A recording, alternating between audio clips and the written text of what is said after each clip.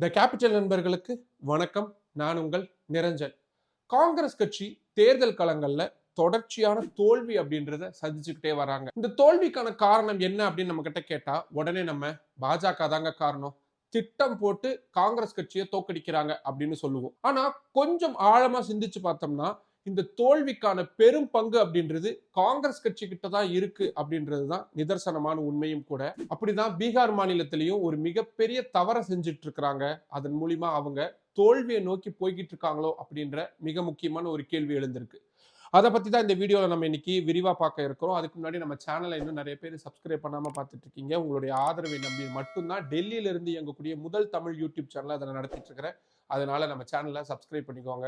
வாங்க இப்ப வீடியோக்குள்ள போலாம். பிரிக்க முடியாதது எதுவோ அப்படின்னு திருவிளையாடல் படத்துல தர்மி கேட்பாரு. இந்த சிச்சுவேஷன்ல, அதாவது அரசியல் சூழல்ல காங்கிரஸ் கட்சியை நோக்கி அதை கேட்டா காங்கிரஸ் கட்சியும் அதனுடைய உள்கட்சி பூசலும் அப்படின்னு நம்ம தெள்ள தெளிவான ஒரு பதிலா சொல்லிடலாம். அந்த அளவுக்கு காங்கிரஸ் கட்சியுடைய உள்கட்சி பூசல் அப்படின்றது எந்த அளவுக்கு இருக்கு அப்படின்றத வேற எங்கேயும் போவேனா தமிழ்நாடு காங்கிரஸ் கமிட்டியை பார்த்தாலே நமக்கு தெரிஞ்சுக்க முடியும். இப்படி இவங்களுக்குள்ள இருக்கக்கூடிய பிரச்சனை அப்படின்றது தொடர்ச்சியா தேர்தல் காலங்கள்ல காங்கிரஸ் கட்சிக்கான தோல்வியாவே வந்துகிட்டு இருக்கு. ஒன்னு ரெண்டு உதாரணம் மட்டும் பார்க்கலாமே. ஹரியானா மாநிலத்துல ஆட்சி செஞ்சுக்கிட்டு இருந்த பாஜகவுக்கு எதிரான மனநிலை அப்படின்றது மக்கள் மத்தியில் பெரிய அளவில் இருந்தது. கண்டிப்பா ஷோர் ஷார்ட்டா காங்கிரஸ் கட்சி ஆட்சி அமைக்க போறாங்க அப்படின்னு பெரும்பாலான கருத்து கணிப்புகள் சொல்லிட்டு இருந்துச்சு. ஆனா தேர்தல் முடிவுகள் அப்படியே எதிர்மாறா வந்தது. பாஜக தொடர்ச்சியா ஆட்சியை தக்க வச்சிருந்தாங்க. அதுக்கு மிக முக்கியமான காரணம் முதல்வர் பதவி யாருக்கு அப்படின்றதுல காங்கிரஸ் கட்சியுடைய மூத்த தலைவர்களான பூபேந்தர் ஹூடா மற்றும் மூத்த தலைவியான குமாரி செல்ஜா இவங்க ரெண்டு பேருக்கும் இடையில் இருந்த அந்த உள்கட்சி மோதல் அப்படின்றதுதான். ஹரியானா மாநிலத்துக்கான தேர்தல் அறிவிப்புக்கு முன்னாடியே தொடங்கின இந்த பிரச்சனை ஹரியானா மாநில தேர்தல் நடந்து தோல்வியை சந்திச்சு ஆட்சியை பறிகொடுத்ததுக்கு அப்புறமும் கூட இப்ப வரைக்கும் தொடர்ந்துகிட்டே தான் இருக்கு. மத்திய பிரதேசத்துல கமல்நாத்துக்கும் திக்விஜய் சிங்குக்கும் இடையிலான போட்டி, மகாராஷ்டிராவில சொல்லவே வேணாம். இப்படின்னு ஒவ்வொரு மாநிலத்திலும் அந்த கட்சிக்குள்ள இருக்கக்கூடிய உள்கட்சி பூசல் அப்படின்றது ஒண்ணு ஆட்சியை இழந்துருவாங்க, இல்ல ஆட்சியை பிடிக்க முடியாம போயிருவாங்க. இந்த சூழல்ல தான் பீகார் மாநிலத்துல எப்படியாவது ஆட்சியை பிடிச்சிடணும் அப்படின்ற ஒரு முனைப்பு ராஷ்டிரிய ஜனதா தளம், அதாவது பாஜக நிதிஷ்குமாருக்கு கடும் சவாலா இருக்கக்கூடிய தேஜஸ்வி யாதவுடைய, இன்னும் சரியா சொல்லணும்னா லாலு பிரசாத் யாதவுடைய ராஷ்டிரிய ஜனதா தள கட்சிக்கு இருக்கு. ஆனா அவங்க கூட்டணியில இருக்கக்கூடிய காங்கிரஸ் கட்சிக்கு அந்த முனைப்பு இருக்கான்னு கேட்டா அது மிகப்பெரிய சந்தேகத்துக்குரிய கேள்விதான். காரணம் என்ன அப்படின்றத சொல்றேன். பீகார் மாநிலத்துல முதல்வரா ஐக்கிய ஜனதா தள கட்சியுடைய தலைவரான நிதிஷ்குமார் தான் இப்போதைக்கு இருக்கிறார். கூட்டணியில யார் இருக்கிறாங்க? பாரதிய ஜனதா கட்சி இருக்கிறாங்க. கடந்த முறை கூட்டணியில அதிக இடங்கள்ல நிதிஷ்குமார் போட்டி போட்டிருந்தாலும் கூட இந்த முறை பேச்சுவார்த்தையெல்லாம் நடத்தி அவரை சரி கட்டி சரி சமமான இடத்துல போட்டி போடுறாங்க பாஜகவும் நிதிஷ்குமார் கட்சியும். அதே மாதிரி மற்ற கூட்டணி கட்சிகள் கிட்டையும் பேச்சுவார்த்தையெல்லாம் நடத்தி ஒரு மாதிரி சுமூகமா அதை கொண்டு போய்கிட்டு இருக்கிறாங்க. ஆனா அதே நேரத்துல எதிர்கட்சியில் இருக்கக்கூடிய மகா கத்பந்தன் கூட்டணி அப்படின்னு சொல்லப்படக்கூடிய காங்கிரஸ், ராஷ்டிரிய ஜனதா தளம், இடதுசாரிகள், இந்த கட்சிகளுக்குள்ள இருக்கக்கூடிய பிரச்சனைன்னு பாத்தீங்கன்னா அதை சொல்லவே முடியாதுங்க. இதுல இந்த பிரச்சனைகளுக்கான அடிப்படை காரணமா இருக்கிறதுன்னு பார்த்தா காங்கிரஸ் கட்சி தான். ஏன்னா கடந்த முறையும் இதே கூட்டணி தான் இருந்தாங்க.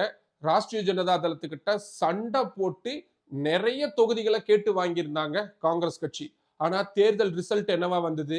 போட்டி போட்ட 1/3 பங்கு இடத்துல மட்டும்தான் காங்கிரஸ் கட்சியால வெற்றி பெற முடிஞ்சது. காங்கிரஸ் கட்சி அந்த தேர்தல்ல கொஞ்சம் நல்லா பர்ஃபார்ம் பண்ணியிருந்தாங்க அப்படின்னா காட்சிகளே மாறி இருக்கும். இன்னும் சொல்ல போனா பீகார் மாநிலத்துல மகா கத்பந்தன் கூட்டணி ஆட்சி அப்படின்றது நடந்திருக்கும். ஆனா அதை தவற விட்டது காங்கிரஸ் கட்சி தான். ஆனா தேஜஸ்வி யாதவ் அவருக்கு கொடுக்கப்பட்ட பணிகளை மிக சரியா செஞ்சிருந்தாரு. அந்த மாநிலத்துல அதிக இடங்களை கைப்பற்றின இடமா ராஷ்டிரிய ஜனதா தளம் தான் இருந்திருந்தாங்க.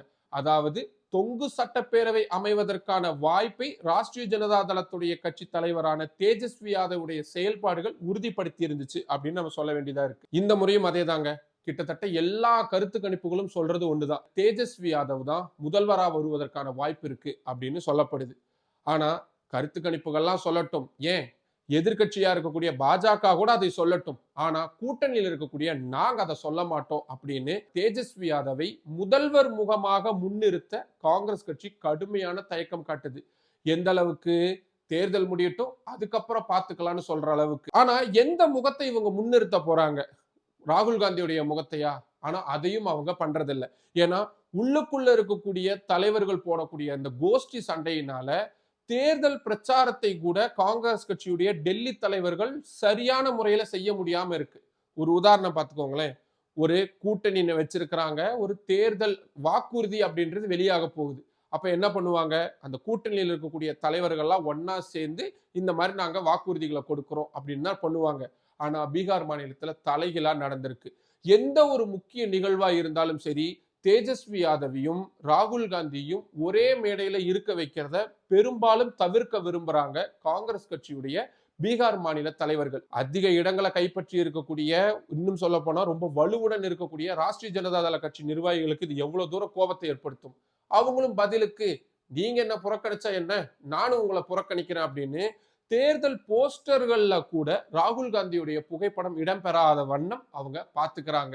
அது மட்டும் இல்லாம வாக்கு திருட்டு அப்படின்ற விவகாரத்தை பீகார் சட்டப்பேரவை தேர்தலுக்காக ராகுல் காந்தி மிகப்பெரிய அளவுல நாடு தழுவிய அளவிலான ஒரு பெரிய பிரச்சாரமா எடுத்துட்டு போனாலும் கூட பீகார்ல இருக்கக்கூடிய காங்கிரஸ் நிர்வாகிகளுடைய சரியான ஒத்துழைப்பு இல்லாததுனால அவரால் பீகார் மாநிலத்தோட தொடர்ந்து அதை செய்ய முடியாத ஒரு சூழல் இருக்கு. அங்க அவரு யாத்திரையெல்லாம் பண்ணியிருந்தாருன்னா கூட இப்ப சமீப நாட்களா அதை தொடர்ச்சியா செய்ய முடியாத ஒரு இக்கட்டான சூழல்ல தான் ராகுல் காந்தி இருக்கிறாரு. இப்ப நீங்க தேர்தல் ஆணையம் பாத்தீங்கன்னா பீகார்ல பண்ணது மாதிரியே நாங்க மற்ற மாநிலங்களுக்கெல்லாம் பண்ண போறோம் அப்படின்ற அறிவிப்புகள்லாம் கொடுத்து அதெல்லாம் ஒரு பக்கம் போய்கிட்டு இருக்கு. அதுக்கு தமிழ்நாட்டுல திமுக, மேற்கு வங்கத்துல திரிணாமுல் காங்கிரஸ் மாதிரியான கட்சிகள் எல்லாமே அவங்களுக்கான எதிர்வினைகளை காட்ட தொடங்கிட்டாங்க. ஆனா பீகார் மாநிலத்துல இதை எந்த அளவுக்கு பீகார் மாநில காங்கிரஸ் நிர்வாகிகள் கொண்டு போறாங்கன்னு பாத்தீங்கன்னா அது மிகப்பெரிய கேள்விக்குறிதான். இதெல்லாம் கூட ஒரு பக்கம் இருக்கட்டும், கூட்டணிக்குள்ள இருக்கிறாங்க, அவங்களுக்குள்ள பொதுவான ஒரு சமரசம் என்னவா இருக்கும், இந்த தொகுதியில நீ போட்டி போடு, இந்த தொகுதியில நான் போட்டி போடுறேன், 2 பேரும் சேர்ந்து சண்டை செய்வோம், ஆட்சி அமைப்போம் அப்படின்றதானே இருக்கும். ஆனா பீகார் மாநிலத்துல இது அப்படியே ரிவர்ஸ்ல நடக்குது. எந்த பாஜகவை நிதிஷ்குமாரை எதிர்த்து களம் காண வேண்டிய காங்கிரஸ் கட்சி கூட்டணியில் இருக்கக்கூடிய ராஷ்டிரிய ஜனதா தளத்துக்கு எதிராகவே வேட்பாளர்களை நிறுத்துறாங்க. ராஷ்டிரிய ஜனதா தளமும் காங்கிரஸ் கட்சிக்கு எதிராக வேட்பாளர்கள் நிறுத்துறாங்கன்னு வச்சுக்கோங்களேன். கிட்டத்தட்ட 15 தொகுதிகளுக்கு மேல இப்படி கூட்டணிக்குள்ளேயே கேட்டவங்க என்ன சொல்றாங்க, நாங்க ஃப்ரெண்ட்லி காம்படிஷனா அதை பாக்குறோம் அப்படின்றாங்க. அதுக்கப்புறமா தலைவர்கள் ஒருத்தர் மாத்தி ஒருத்தர் பேசி பேசி கிட்டத்தட்ட அது குறைஞ்சிருக்கு. இப்போ ஒரு 5ல இருந்து 7 தொகுதி வரைக்கும் இப்படி ஒரே தொகுதியில கூட்டணிக்குள்ளேயே இவங்க சண்டை போட்டுக்கிறாங்க. இதை பார்த்துட்டு சும்மா இருக்குமா பாஜக? பீகார் மாநிலம் முழுவதும் சுத்தி சுத்தி பிரச்சாரம் பண்றாங்க. இவங்களுக்குள்ளேயே ஒத்துமை இல்ல, இவங்க இனி தேர்தலில் ஜெயிச்சு ஆட்சி அமைச்சதுக்கு அப்புறமா இந்த மாநிலத்தை எப்படி நடத்துவாங்க நீங்க யோசிச்சு பாருங்க. அதனால நிலையான அரசு வேணும்னா எங்க கூட்டணிக்கு ஓட்டு போடுங்க அப்படின்னு கேட்கறாங்க. அவங்க கேட்கறதுல நியாயம் இருக்கதானே செய்யுது. அதனால பீகார் மாநிலத்துல ஆட்சி அமைப்பதற்கான வாய்ப்பு வந்துருச்சா வரலையானே தெரியாத காலகட்டத்திலும் கூட ஒரு அதிகாரத்தின் மீது இருக்கக்கூடிய ஒரு அதீத ஈர்ப்பின் காரணமா தேஜஸ்வி யாதவையும் புறக்கணிக்கிறாங்க, கூட்டணியில் இருக்கக்கூடிய மற்ற கட்சிகளையும் புறக்கணிக்கிறாங்க, எதிர்கட்சிகளுக்கு பிரச்சாரங்களை தொடர்ந்து செய்வதற்கான வாய்ப்புகளையும் காங்கிரஸ் கட்சி ஏற்படுத்தி தந்துட்டு இருக்கிறாங்க. இது ஒட்டுமொத்தமா மகா கத்பந்தன் கூட்டணியே எங்க தேர்தல் வெற்றியை அபகரிச்சிருமோ பாதிச்சிருமோ அப்படின்ற ஒரு கவலை அப்படின்றது அது கூட்டணியில் இருக்கக்கூடிய மற்ற தலைவர்கள் கிட்ட ஏற்பட தொடங்கியிருக்கு.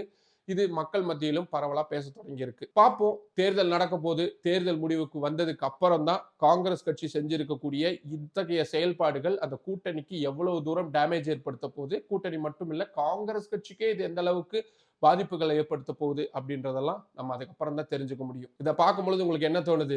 இந்த காங்கிரஸ் கட்சி இவன் இன்னும் திருந்தலமாமா அப்படிதானே தோணுது? எனக்கு அப்படிதான் தோணுது. உங்களுக்கு வேற என்ன தோணுது? உங்களுக்கு தோணக்கூடிய கருத்துக்களை கீழே கமெண்ட் பாக்ஸ்ல சொல்லுங்க. மற்றும் ஒரு வீடியோவில் சந்திக்கலாம். நன்றி. நம்மளோட கேபிட்டல் சேனலை இன்னும் நிறைய பேர் சப்ஸ்கிரைப் பண்ணாம பார்த்துக்கிட்டு இருக்கீங்க. உங்களுக்கே தெரியும், உங்களுடைய ஆதரவை நம்பி மட்டும்தான் டெல்லியில இருந்து இயங்கக்கூடிய முதல் தமிழ் யூடியூப் சேனலை நான் நடத்திட்டு இருக்கிறேன். ஸோ அதனால நம்ம வீடியோஸை நிறைய பேர் கொண்டு போய் சேருங்க, லைக் பண்ணுங்க, கமெண்ட் பண்ணுங்க. உங்களுடைய ஆதரவை அதிக அளவில் தாருங்கள். நன்றி.